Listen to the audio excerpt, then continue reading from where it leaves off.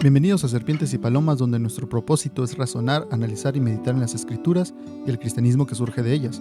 Yo soy Calderón y en cada episodio hablaremos de temas no para enseñarlos, aunque sin duda aprenderemos en el camino, sino que lo haremos para buscar ser aquello que Jesús nos dijo que fuéramos, prudentes como serpientes y mansos como palomas.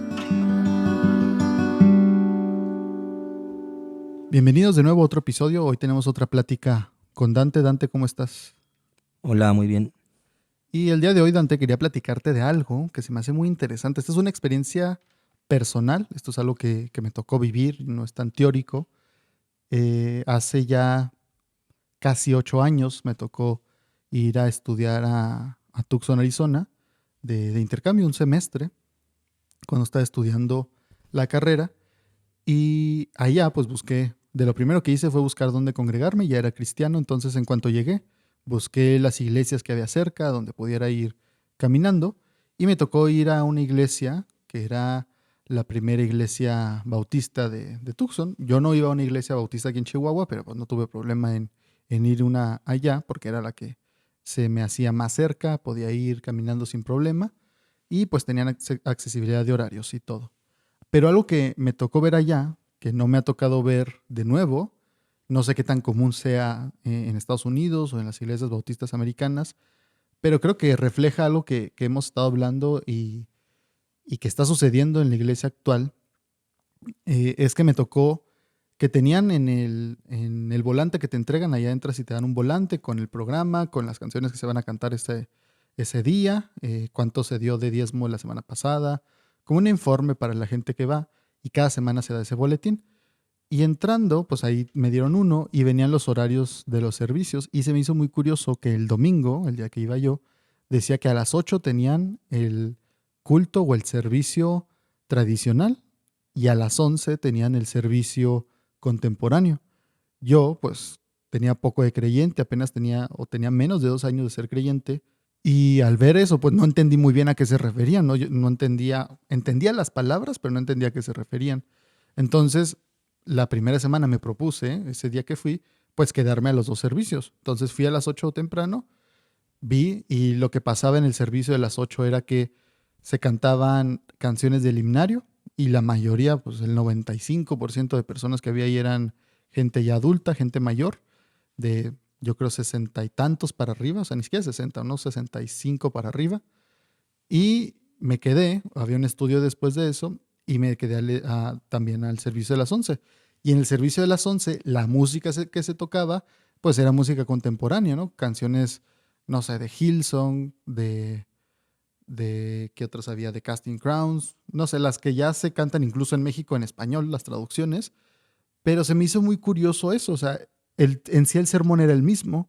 Yo no notaba que el pastor, el predicador, cambiara mucho el mensaje, quizá un poco, pero realmente no, quizá las ilustraciones sí eran un poco diferentes, pero en sí la música era lo que cambiaba. Pero se me hizo curioso esta idea de un culto tradicional donde iban la gente ya mayor, y un culto contemporáneo que era donde yo veía a las parejas relativamente jóvenes, porque no eran jóvenes de 20, 15 años, eran las parejas de 30 y tantos años, y había esta división en ese sentido. O sea, yo creo que las personas que asistían al culto de las 8 de la mañana rara vez veían a las personas de más tarde.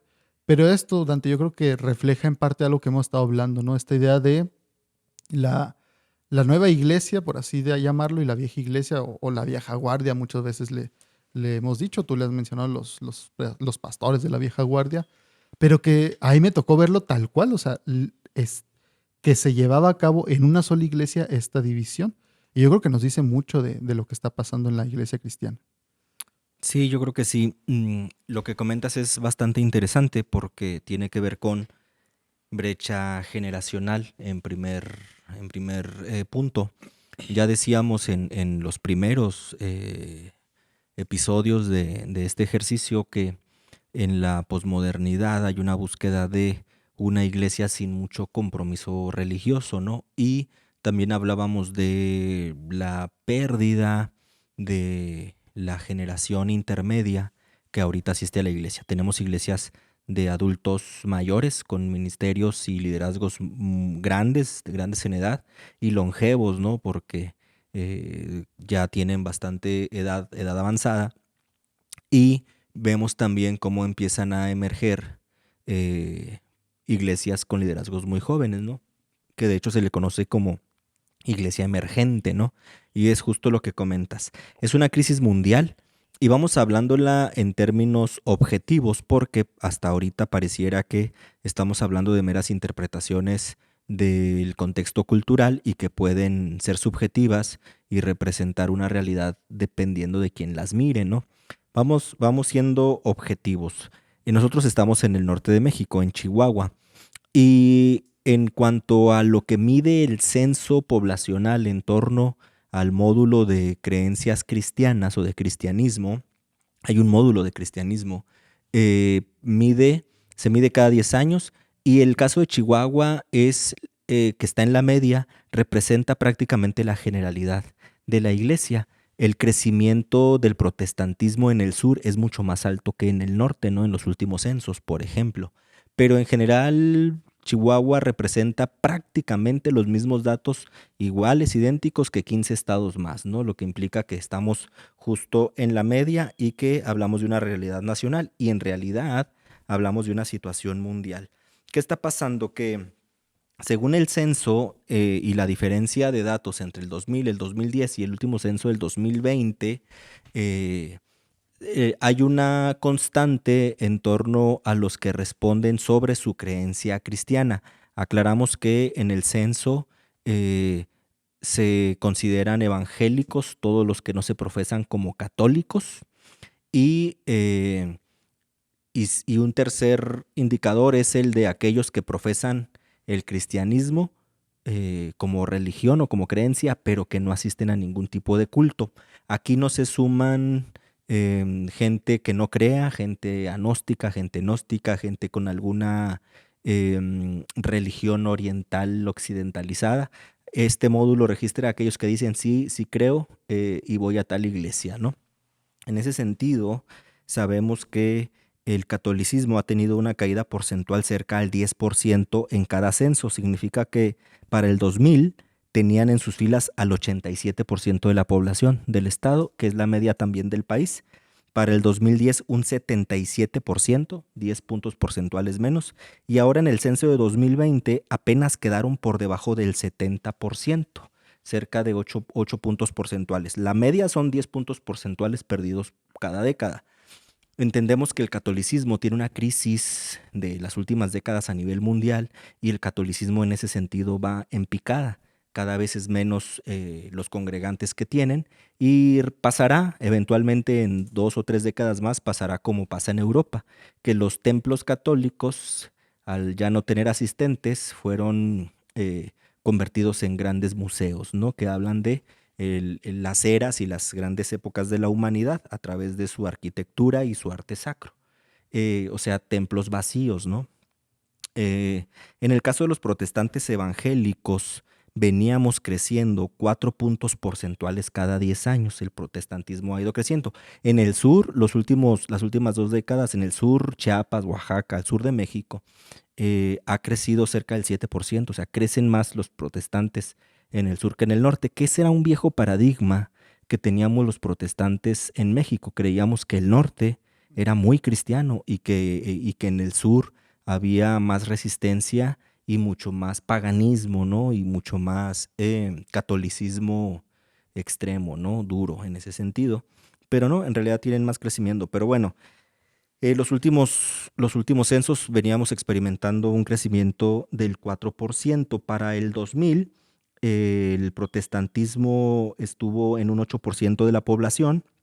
Para 2010 subió al 11.5%, pero en el censo del 2020 apenas se alcanzó un 12%, menos de medio punto porcentual de crecimiento. Esto indicaría que a diferencia del catolicismo, que ha venido cayendo 10 puntos cada década, el hecho de que en los últimos 10 años el protestantismo haya subido de 11.5 a casi 12%, pues implica en una lectura simple que hemos resistido, ¿no? Que ahí estamos en la batalla. Sin embargo, eso tiene lecturas todavía más problemáticas o más problematizadoras, ¿no? Porque hay un indicador, que es el que comentaba hace rato, sobre la gente que se asume como cristiana, pero que no asiste a ningún tipo de culto. Este indicador ha ido creciendo.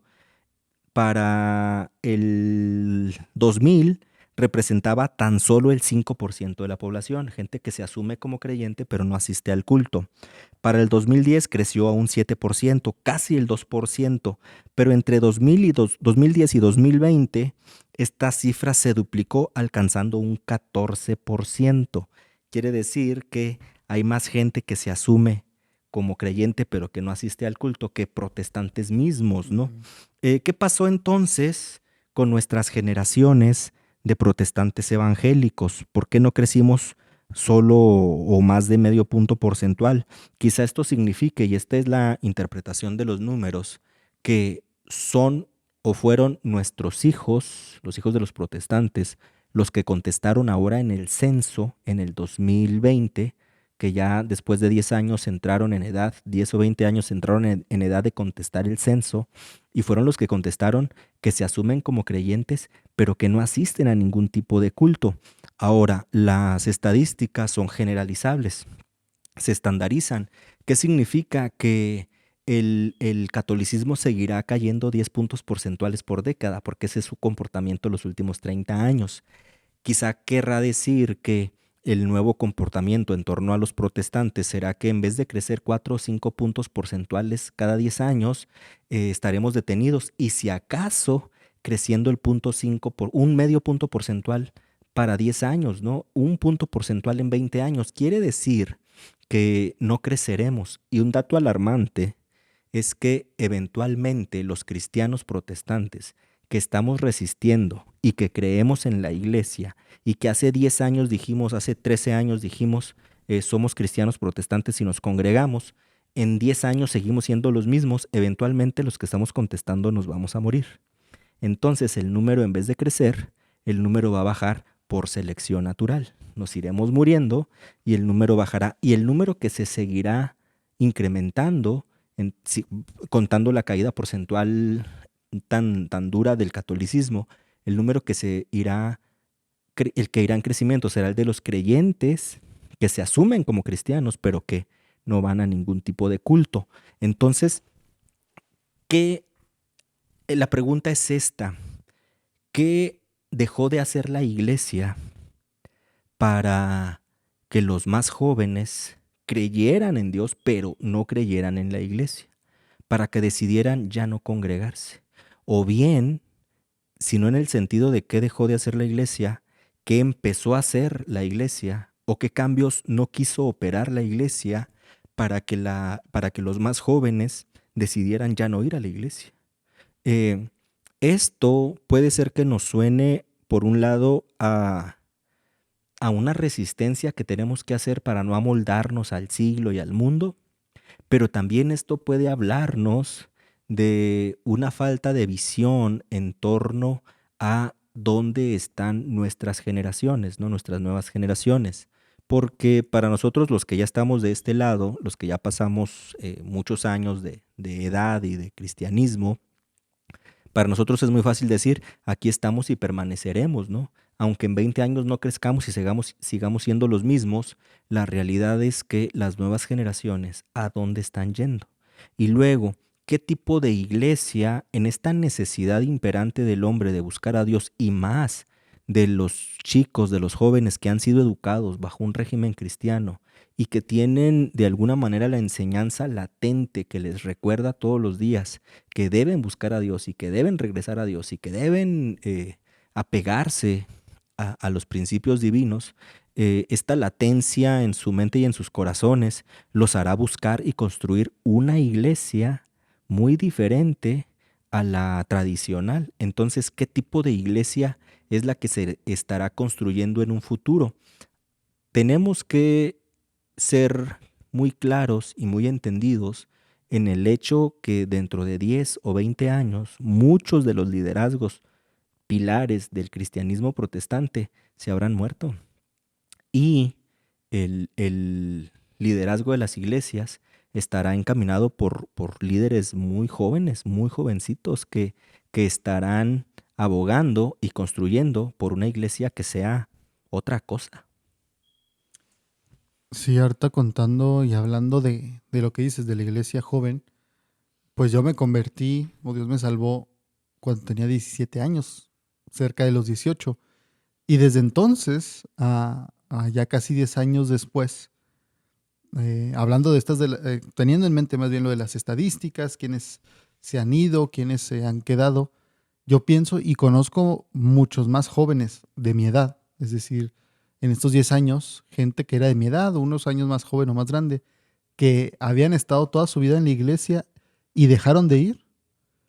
Conozco más de esos que aquellos que no eran cristianos y se convirtieron. O sea, son bastantes menos los que o eran de otra religión o no practicaban alguna religión y se hicieron creyentes a la iglesia cristiana y hasta el día de hoy asisten.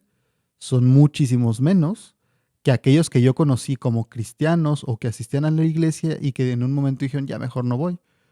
Pero eso de, pero sí creo en Dios, ¿eh? O sea, ellos no querer ir a la iglesia ya, pero sí creer en algo que yo creo, esa estadística que comentabas y compartías, demuestra algo muy clave, que también ya se había visto en Estados Unidos, está viendo aquí en México, que la gente quiere algo espiritual, busca lo espiritual, cree en Dios, quiere creer en Dios de alguna manera y quizá practicar su espiritualidad, pero a la iglesia ya no quiere ir, ni católica, ni cristiana. O sea, no es como que los cristianos digamos, y nosotros no hemos bajado, pero con la tendencia era subir, no quedarse. Y algo pasó, que lo que te digo, quizá ha compensado los que se han ido, los que pocos que llegan, pero la mayoría ha sido que simplemente se quedan, no que han llegado muchos nuevos. Sí, claro, a esto le sumamos un indicador más, ¿no? Que era el que comentábamos al principio, la brecha generacional, esta incapacidad generacional de comunicarse o de tender puentes comunicativos entre una generación y la que sigue, ¿no? Entre mi generación y la generación anterior. Ya cuando la generación joven, madura, entiende algunos conceptos sociales, estructurales, va entendiendo a la generación anterior, ¿no? Y luego cuando esta generación tiene hijos, pues ya hay un complemento de decir, entiendo a la generación anterior. Esa es la brecha generacional. Este espacio, esta cisma que hay entre las generaciones que no permiten establecer canales de comunicación porque los paradigmas eran diferentes. Bueno, a esta brecha sumamos la brecha tecnológica que tiene que ver con las sociedades de información y conocimiento. Si sumamos la brecha generacional más la brecha tecnológica, tenemos realmente un cisma grave de comunicación entre los viejos y los jóvenes. En la iglesia y a nivel social también se ve bastante. En la iglesia, la generalidad es que los miembros sean miembros mayores. Mayores, estoy hablando de 50, 60, 70, 80, 90 años. O sea, realmente miembros bastante grandes, ¿no? Longevos, grandes de edad, mayores. Y también acompañados de una comunidad que se está yendo a la iglesia, de niños y jovencitos, pero que no son sus hijos, son sus nietos, ¿no? Y la edad, lo comentábamos también en un capítulo anterior, la edad intermedia, los treinta y tantos, cuarenta y tantos, es una edad que está perdida, es una generación que está borrada, no solo en lo social, dentro de la iglesia. Y hablábamos en su momento que esto tenía que ver con la serie de normas impuestas que provocaron que esta generación terminara yéndose, ¿no? A la generación que le dijeron, no estudies porque viene Cristo, no sirvas a dos amos porque el que sirve a dos amos con uno queda mal, no ames las riquezas porque nada te llevarás cuando tengas que dar cuentas a Dios, tienes que invertir trabajo en el ministerio. Hubo muchos llamados de tiempo completo, jóvenes que no hicieron negocio, que no hicieron escuela, que no hicieron trabajo, porque se dedicaron a este paradigma de Cristo viene y no hay que enfocarse en las cosas terrenales, ¿no? Gente, generación que no los dejaron escuchar música secular, no estamos haciendo una apología de ellos, estamos describiendo cómo era, ¿no? Que tuvieron problemas con el pelo, con el maquillaje, con los aretes, con la vestimenta, con el cine, con el árbol de Navidad, con ciertas festividades, que, que en realidad lo único que hicieron es que esta generación se fuera de la iglesia. La mayoría con los que yo he hablado, nunca ninguno renegó de su fe, renegó de su iglesia, dejaron de asistir, eh, supusieron que o dijeron abiertamente que la iglesia no era para ellos, que el cristianismo era muy complicado, que ellos no daban la talla para ser cristiano, que pues que mejor preferían irse, ¿no? Y la iglesia dijo, bueno, pues es que amaron más el mundo que a la iglesia, ¿no? Y esta gente cuando uno habla con ellos, porque gracias a Dios y a su misericordia, algunos o se quedaron o algunos pudimos volver. Y aquí yo le preguntaría a mi generación, de los que pudieron volver, ¿cómo volvieron? Y con qué consecuencias regresaron. Eh, y la iglesia pues dijo, amaron más el mundo, ¿no? Y se fueron, cuando la realidad era que fue tanta la carga que terminaron yéndose sin haber entendido qué era la gracia, qué es la misericordia y cuál es el papel totalizante de la gracia en nuestra vida diaria, ¿no? Más allá de las expectativas que se puede hacer un sistema sobre sus sujetos y sujetos que también en lo secular, porque fue una generación muy educada a finales del siglo pasado y fue esta la generación que le tocó vivir su juventud en los primeros años del nuevo milenio.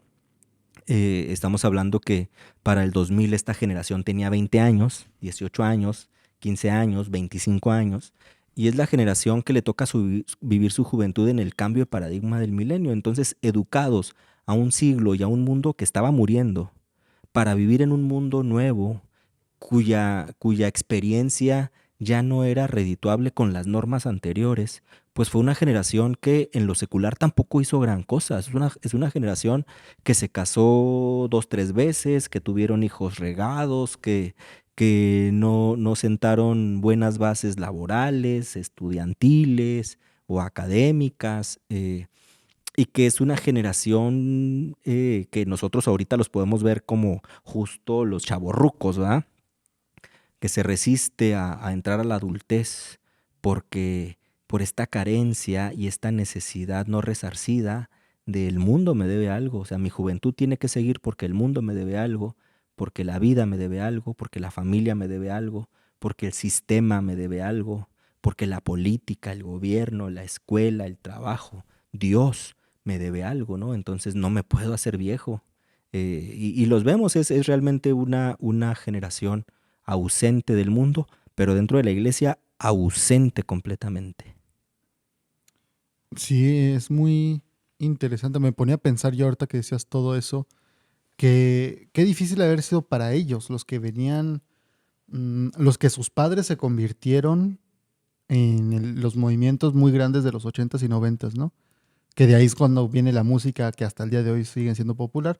Los cantantes que ahorita son los que más venden o más populares son, aunque no pareciera, pues siguen siendo los que los estandartes de la música cristiana son de aquel tiempo, o sea, se dieron en aquel tiempo.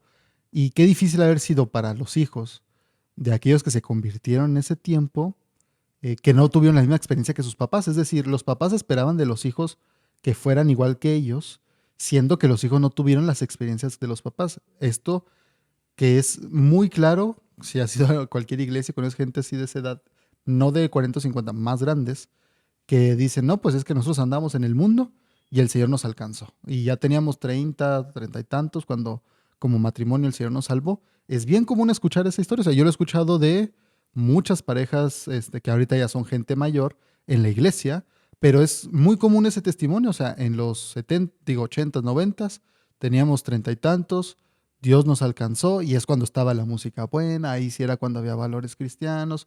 O sea, esta idea de que es muy humana, ¿no? Lo de antes era mejor, eso no solamente es de la iglesia, es, o sea, en todas partes, pero esta idea de antes estábamos mejor, antes no estábamos tan mal como ahorita, pero luego vienen los hijos que no alcanzaron a llegar a esa edad tan vividos como ellos, pero se esperaba que vieran la vida de la misma manera, ¿no? Con las mismas restricciones, y alguien que nunca experimentó los bailes, el cine, las salidas como ellos, se les pide, no, tú nunca lo viviste así, pero tienes que verlas igual de mal que yo, siendo que ahí yo creo se da esa brecha, ¿no? Decir, oye, pero mis amigos no salen como tus amigos salían y mis amigos, los de mi edad, no hacen las mismas cosas que tus amigos a tu edad. Y entonces esto se da esa incomprensión de que es como, no, no, no. sigue estando mal y no lo vamos a hacer. En esta casa no se acepta, en esta casa no se ve eso, no se escucha esto, no se hace esto. Y entonces son los que dices tú, ¿no? Que estaban de 20 años más o menos en el 2000 y crecen con esta idea de, pues nunca me dejaron hacer nada y siguen creyendo en Dios, pero se quedan con este sabor amargo de esto es verdad, pero me quitaron mucho en mi juventud. Y luego llegan los jóvenes que igual, pues no les tocó, igual no les tocó vivir todo eso en los 80s, 90s, porque o nacieron en los 90s o en los 80s todavía ni nacían, pero siguen estando las mismas reglas que en aquel tiempo, que es lo que hemos estado hablando una y otra vez, ¿no? Y se ha mantenido, es decir, no hubo un cambio desde los 2000, con esa generación de entender, oigan, hay que ser comprensivos, se siguió igual y se encontraron con la misma iglesia los jóvenes que ahorita estamos de mi edad, y por eso los jóvenes han tenido que de ahí decir, pues, los más grandes no me comprenden, los de en medio no hacen nada, yo tengo que hacer algo. Y de ahí han surgido las iglesias para jóvenes, y yo creo de ahí sale esta idea, ¿no? Del culto o el servicio contemporáneo y el servicio del tradicional. Claro, y tenemos aquí, esto es bien interesante lo que dices, ¿no? Muy, muy interesante y muy importante porque esta generación intermedia con este sentimiento de deuda no resarcida, la llevamos a todos los niveles, ¿no? Entonces, todo mundo me debe algo, ¿no? Y de este tiempo habrá las expresiones y las vivencias que rayan en lo ridículo de la juventud diciendo, es que yo me voy al mundo para poder tener testimonio, ¿no? Eh, en fin, y el rompimiento de esta brecha generacional se da con la tercera generación, porque a final de cuentas, la generación más grande, no sus padres, sus abuelos, no les pueden imponer un sentido de vida porque no son los padres, porque son los abuelos, entonces esa autoridad se rompe y esta tercera generación sí va a la iglesia porque a final de cuentas todos los de mi generación que no fueron, que no van a la iglesia, entendieron que tenían que mandar a sus hijos a la iglesia y los empezaron a mandar con los papás, con los abuelos, ¿no? Esto si se quedaron en un solo matrimonio, mi generación tiene por regla muchos matrimonios, entonces los hijos que se puedan los manda con los abuelos, ¿no? Entonces tenemos a los abuelos criando a los nietos pero ya no con la severidad con la que se crió a los hijos, ¿no? Entonces, en algún momento lo hablábamos, el doble discurso de la generación más grande en torno a sus propias convicciones, cómo sus propias convicciones al día de hoy las tuvo que hacer a un lado porque venía la generación de los nietos en otro mundo, ¿no? En otra escala, en otra dimensión. Entonces, yo sé que los más grandes siguen creyendo que ir al cine no es bueno y todavía he escuchado quien lo defiende y lo pelea, ¿no? Que ya también para muchos sonará así como que no inventes, eso ya no se pelea. Yo todavía conozco gente que lo sigue peleando, ¿no? De la generación más grande. Entonces tuvieron que hacerse de lado que si el pantalón, el cine, la música o la música cristiana que ya no parece cristiana, la apariencia, la ropa, el cómo se visten, el cómo se maquillan, el corte de pelo, que si se lo pintan de colores, que si los aretes o los piercings. Y tuvieron que hacer que si el árbol de Navidad, que si todas estas cosas que en las cuales se objetivaba el culto religioso de esta generación, las tuvieron que hacer de lado, porque ya venían los nietos, ¿no? Y con los nietos fue diferente. A los nietos o los hermanos que tuvieron hijos siendo muy grandes, siendo mayores, y que tuvieron casi en vez de hijos nietos, eh, a los hijos sí ya los mandaron a la escuela, ¿no? Cuando fueron jóvenes y en la iglesia dijeron no vayan a la escuela, ¿no? A sus hijos ya los mandaron a la escuela porque, pues porque no era lo mismo decirlo a la comunidad que decirlo a los hijos, ¿no? Entonces, ya fueran los hijos eventualmente o la generalidad los nietos, tuvieron que hacer de lado el discurso y esta generación, decíamos en un episodio, esta generación creció, la generación de los más jóvenes, creció con dos discursos, ¿no? El que es de la casa y el que es de la iglesia. En la casa puedes usar pantalón y yo recuerdo si llegaba el pastor a la casa y alguien traía de las mujeres un pantalón, córrele a cambiarte o si estaba prendida la tele, córrele a apagarla este, y todos hacer oración y ayuno en ese momento, ¿verdad? Porque llegaba el pastor.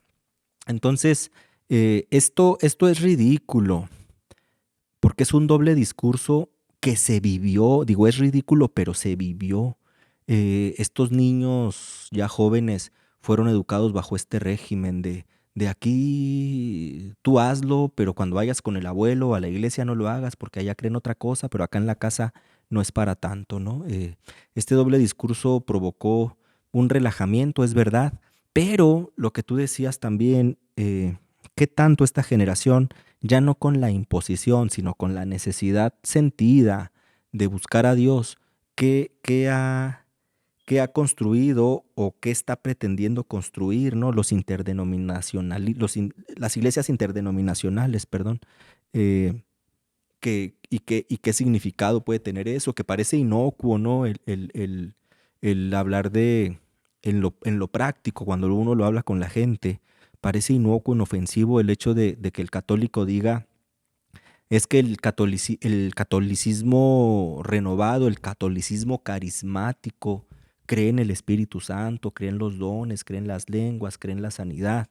Y tú hablas o alguien habla con un católico carismático y realmente parecieran protestantes, inclusive católicos que dicen, no, es que no hay tanto, el asunto no está tanto en concederle divinidad a María, sino simplemente respetar, venerar, igual los santos, y le dan lugar al Espíritu Santo y a Cristo, ¿no? En el ejercicio del culto o de la misa, y que uno dice, bueno, pues entonces no está tan perdido el asunto, vamos por el mismo camino, que parecen muy inofensivos, pero que en realidad no lo son, ¿no?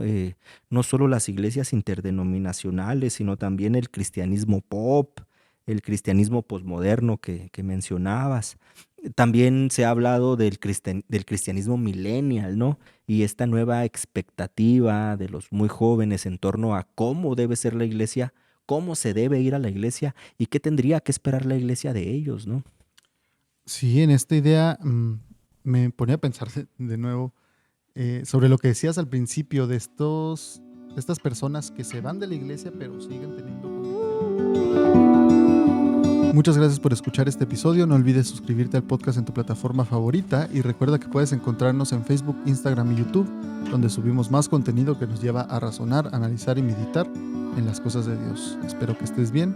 Dios te bendiga.